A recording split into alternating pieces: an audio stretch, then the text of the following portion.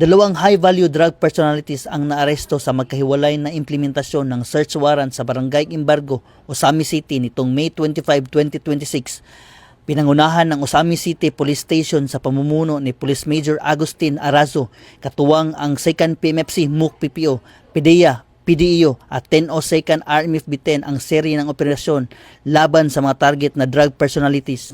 Kinilala ng mga otoridad ang mga nadakip na alias JR, isang top 10 provincial drug personality, at alias J, nakabilang sa Regional PNP PDEA Unified Target List bilang high-value individual.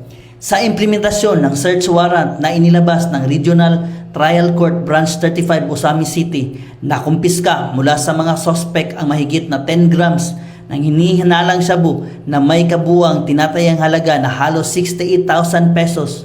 Na-recover din sa operasyon laban kay alias JR ang isang caliber 45 magazine, 7 bala at iba pang firearm paraphernalia. Samantala, sa hiwalay na implementasyon ng search warrant laban kay alias J, nasamsam ang 5 sachet ng hinihinalang shabu at isang ziplock plastic sachet na ginagamit umanong lalagyan ng illegal na droga. Kasalukuyang nasa kustodiya ng Osami City Police Station ang mga naarestong personalidad. Ito ang bagong PNP para sa bagong Pilipinas.